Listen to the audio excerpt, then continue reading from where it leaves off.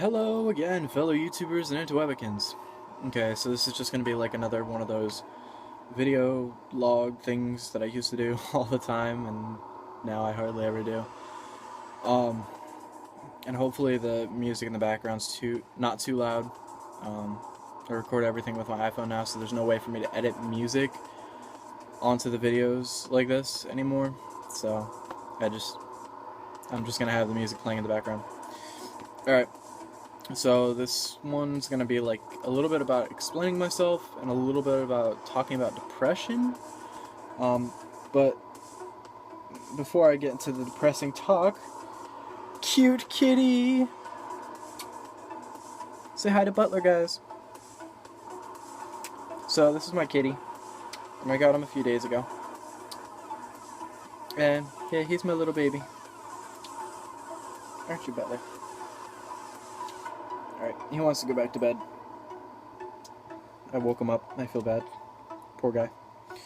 Yeah, he clawed me up a little bit, as you guys can see. So, alright, so first, I'll start by explaining myself a little bit. One of the biggest things I get shit for all the time is the fact that I'm like always in and out of relationships. And to explain that, even though it's not really necessary, to explain it a little bit, it's not so much that I'm looking for a relationship, it's that I'm looking for somebody I can put a commitment in, depend on, if you will. Someone that I can rely on to always be there. And that's important to me, and that goes into the depression talk. And one of the things people don't realize about depression is it's not so much the inner battle that gets to you. It's not so much the peer pressure or the judgment or anything like that. It's being alone. You know, too often, yeah, the emotional, self-harmers, the pill poppers, the whatever, the depressed people, they're judged and then left alone. So not only are they fighting those inner battles, not only are they dealing with that judgment, not only are they dealing with the self-harm, not only are they dealing with the parents and the anxiety and the concern and the institutions and the therapy and the medicines and the doctor's visits and the constant checkups and the suicide watch, but they're dealing with being alone. Therapy, it's normally a once a week thing. Doctor's appointments, that's normally once a month, once every 6 months. The suicide watch, yeah, that's a nightly thing, but they're always alone. We don't have friends that we can talk to. We don't have people we can go to and trust with this information. So I'm constantly seeking a relationship, not so much for the relationship part, which is my fault, but for the dependence. I'm a very codependent person, as a lot of my friends know. So, I seek that, and I've only been able to find that in a relationship, which is kind of pathetic because we live in a society where the standards on everything have been lowered so much further than where they belong. Friends are people that we know, and 20 years ago, a person that we just happen to know normally was an acquaintance. Our best friends now are the ones we can tell everything to and trust, and 20 years ago, that was our friends. Our boyfriends and girlfriends are people we can trust with our lives. And, for people who are homophobic or, afraid of being seen as homosexual, that for the same-sex relationship where you can trust everyone with your entire heart and whatever, those are your, like, brothers and sisters. But years ago, that was our best friends.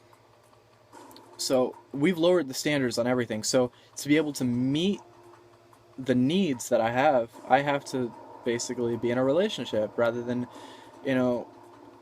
actually having a decent society where I can just go out and find a friend and trust them and have them always be there for me when I need them. And that's not the case. I'm always there when people need me.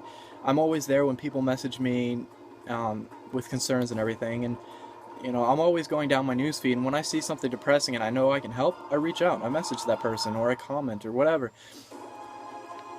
But I can't find that for myself unless I'm in a relationship, and so I'm constantly on my own. And so, as depressing as it is, I've returned to drugs, as a way to avoid self-harm. So,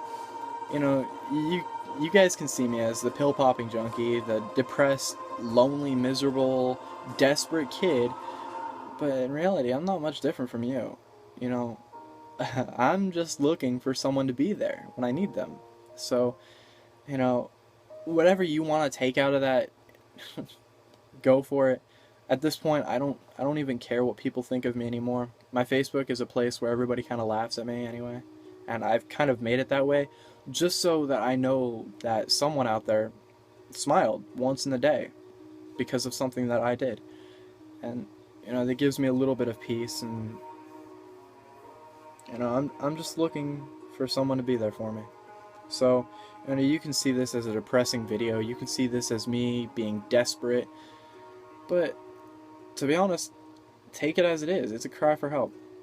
I'm looking for someone to be there for me. So, my Facebook will be down in the description as it always is. But I love all of you very much. You're all amazing, beautiful people, and hopefully this inspires you to reach out and help one another, because that's what we all need. So, I'll see you guys again soon. Bye.